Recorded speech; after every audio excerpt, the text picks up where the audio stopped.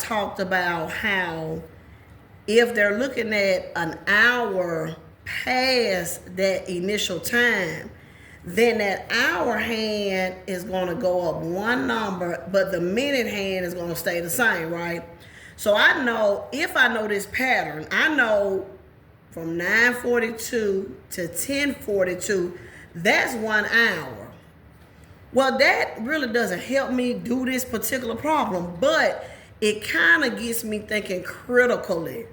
Because if I'm understand this, I know that if I look at this time and this time, I know that 10:42 is way past 10:05. So this gives me an idea that if I'm going from 9:42 to 10:05, I'm not quite at an hour. Because in order for me to be spending an hour on my homework, I have to be at 10:42. And I know that 10:05 is less than 10:42. And again, my hours are the same, but 42 is bigger than 5. So that lets me know my time gonna be minutes. So this kind of lets the students know that whatever I'm doing in my skip counting, my minutes shouldn't go past 60 minutes. Because I gotta remind my students that 1 hour is the same thing as 60 minutes. And this is important because when we get to this next example, we got to know when we skip counting, if we get to 60, those 60 minutes turn into 1 hour. Okay, so at this point, I know that I'm not going over an hour, so I'm going to focus on my time need to be a time that's less than an hour. Okay, so the first thing I'm going to do is do my number line, and I'm going to write 9:42. Now, I don't want to skip count by 5 at 9:42. I want to get to a friendly number like 9:45. So in order for me to get to 9:45, I want to first do my skip count by ones. So I'm going to say 9:43, 9:44, and then 9:45. And then I'm going to stop. So I got 3 jumps. So that let me know that's plus 3. And I know I'm stopping at 9:45 so far. So from 9:42 to 9:45, that's 3 minutes. And I want to stop at 9:45 for a second because I'm trying to get to a friendly number where I can easily skip count by 5s. So now I'm about to skip count by 5s because I'm trying to get to 10:05. So from 9:45 to 9:50, that's 5 minutes. And again, you can put those, you can put them outside, you put them inside. Let the children put it somewhere where they can see those times right. Okay, from 9:50 to 9:55 is another 5 minutes. 9:55 to 10 o'clock is another 5 minutes. And remind the children that when you get to 10 o'clock, it's not going to be 9:60.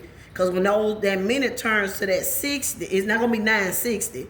Because when that minute turns to 60, it turns into that new hour, so it's 10 o'clock. But that don't have nothing to do with an actual whole hour, okay? So just remind them of that too. And then from 10 o'clock, I'm jumping to 10:05. And that's another 5 minutes, right? So if you look at this right here, hopefully the kids realize that's not an hour. Because you got to think about it. If you count it by 5s, 5 times 12 is 60. You need at least 12 5 jumps. So you might want to even remind them of that. You need at least 12 5 jumps. We'll look on our next example.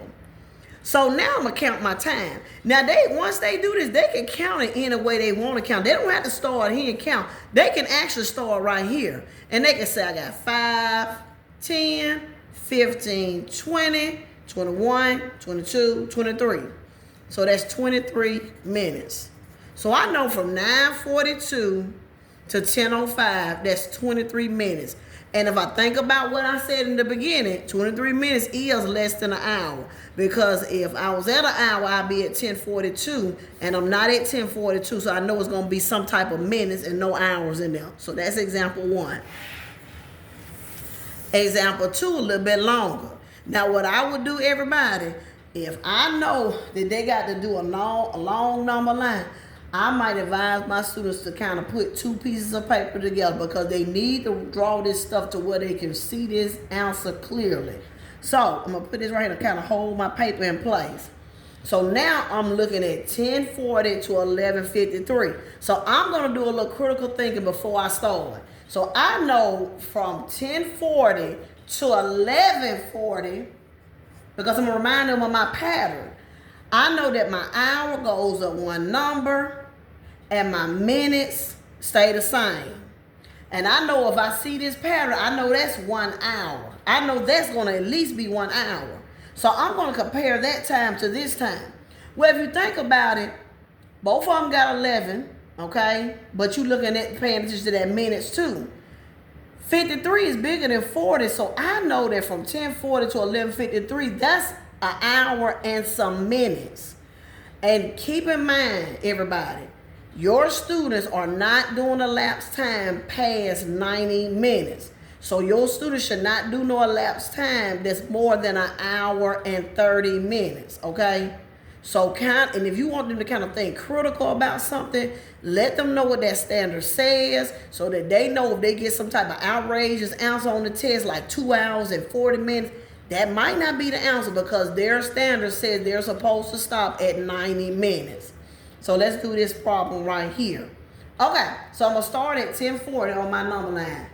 And I drew my number line long because I already know it's going to be more than an hour. So I know at least 12 5 jumps because 12 5 jumps going to make 1 hour. And I know my time is going to be a little bit more than an hour because I'm going from 1040 to 1153 and from 1040 to 1140 is 1 hour. So I know that's an hour and some more minutes, okay? So I'm gonna start off with my 5s, okay? So I'm gonna go with 1040. And I'm gonna actually do my jumps and my time and then go back and fill in my 5s because I want to kind of keep count a little bit better. So I got 1040 to 1045.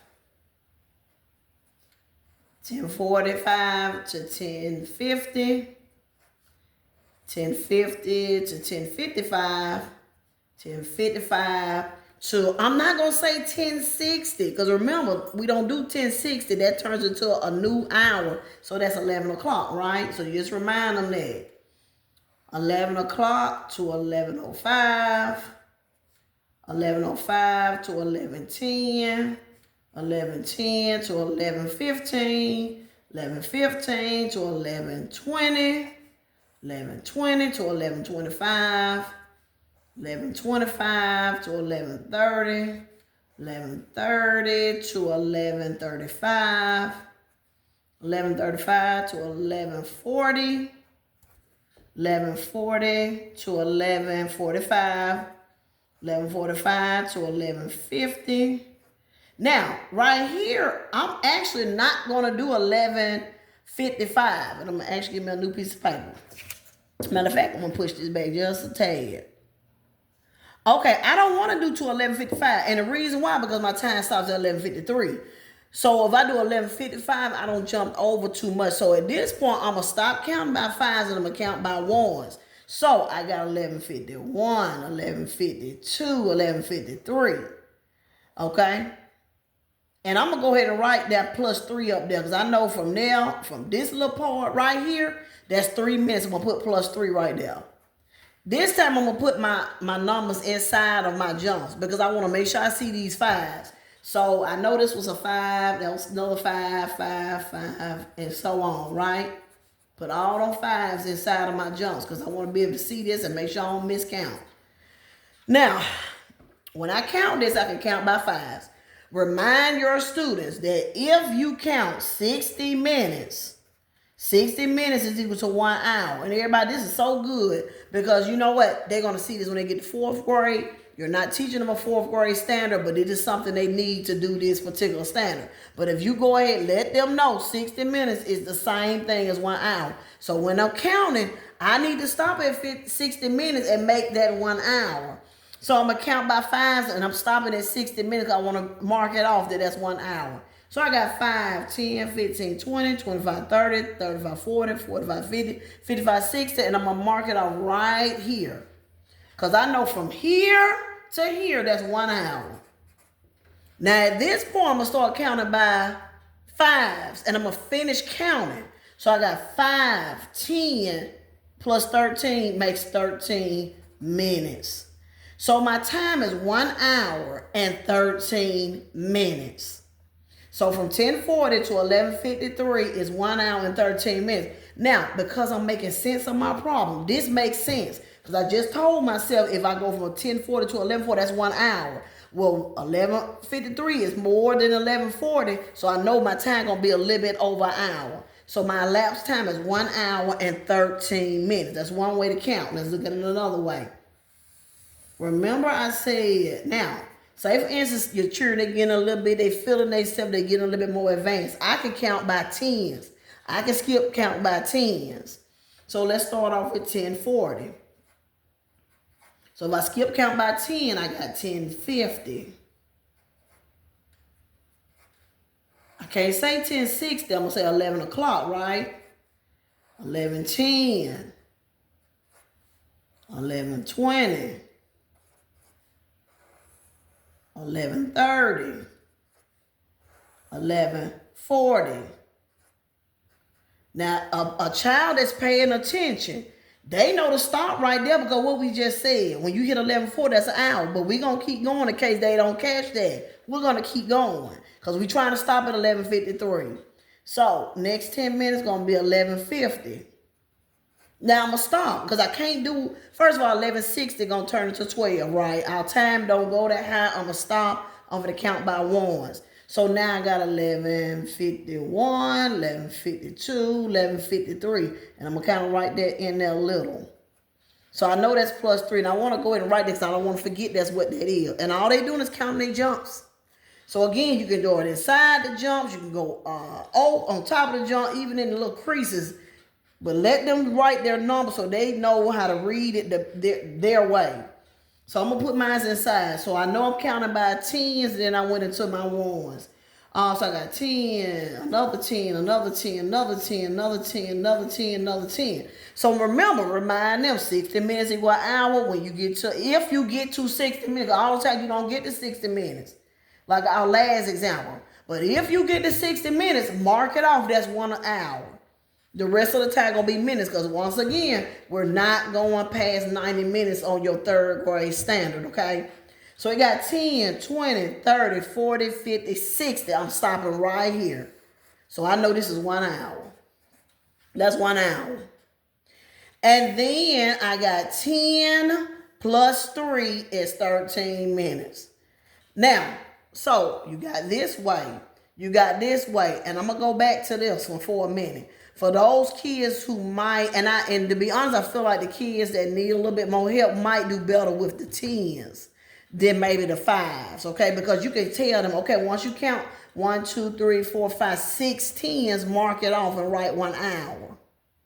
And then the rest they can count, okay? But if they're comfortable with the 5s, they can count. They need to count how many 5s? 12 5s. 1, 2, 3, 4, 5, 6, 7, 8, 9, 10, 11, 12. Mark it off. That makes an hour, okay? And I want to do one more because sometimes you're going to get that student who's super, who get it. Who they get it. And they can do it without making all those intervals like that, those jumps like that. So you might have that student who realize, okay, I know that if I do 10:40 to 11:40, that's my 1 hour. And so I'm trying to get to 11:53. So you might have that student say, okay, well, I know y'all, 10:40 to 11:40, that's 1 hour. They might automatically know that, and that's fine. And then they just count up to get to there. So they might say, okay, well, 10 more makes 11:50. And then 3 more, 1, 2, 3, makes 11:53. So I know that's plus 10, that's plus 3. So I got my 1 hour and 13 minutes. Okay? And then again, now you might have some where they might, and again, think about this. A student might jump, they might count 4, they might jump back to get to that number, and that's fine. As long as they get that time right. Because you're going to see some students step outside the box and they're going to do different stuff. And that's perfectly fine. It's no one way to do that. This would be kind of, to me, more of an advanced student. If you have a student who can do it, challenge them and push them to count it another way. Okay, don't forget on our clocks, we talked about some terms. So don't forget on your clock, we got o'clock, we got a quarter past, we got half past, and we got a quarter to, or you might hear say a quarter till. Okay, so we got o'clock, of course. We got a quarter past, which means, like, for example, if we have a time like 11:15, that's a quarter past. Because quarter past means that the minute hand is on 15. We might have 10:15, 9:15, 8:15. If the minute hand is on 15, it's a quarter past. And so you'll be like, it's a quarter. If I read this, it's a quarter past 11. Also, it's 11:15. It's a quarter past 10, or it's 10:15. Okay, half past. So if you have a time like 6:30, okay, so it's half past 6 or 6:30.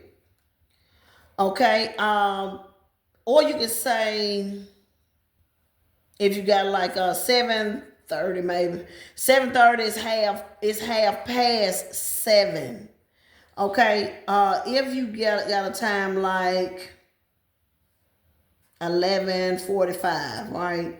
You can say it's a quarter to 12, and I will make sure I say that time now. Quarter to 12. If I do a time like 8:45, it's a quarter to 9. And again, old people might say it's a quarter till 12 is a quarter till 9. Say it both ways. You never know how it's going to look on the test. But I would, again, just kind of reiterating something. I would let the students think about times critically, because if they get to a test and they just go blank, they can always do process of elimination. If I'm doing this time again, and I say A, my answer might be 13 minutes. B, my answer might be the answer. Or it might be C, my answer might be 53 minutes or something. Or it might be D, it might be just 1 hour. Well, if I'm paying attention to what my teacher said, I can do a little bit of process of elimination. First of all, if I know that from 10:40 to 11:40, that's 1 hour. So already in my mind, if I'm going from 10:40 to 11:43, that's over an hour. So if I do process of elimination, I know this one wrong and that one ain't right. And if I'm saying it's over an hour, guess what? That's wrong too. So guess what? They got to be my answer without me even working it out. So you want to kind of help these students see these different ways of doing this elapsed time. So if they just get stuck and they can't think of what to do, help them make sense of problems. And that's one of their mathematical practices. Help them make sense of these problems so that when they get to these difficult questions, they can't think of the answer. They can at least make sense of it, and that'll help guide them towards the right answer. Okay, I hope this helps.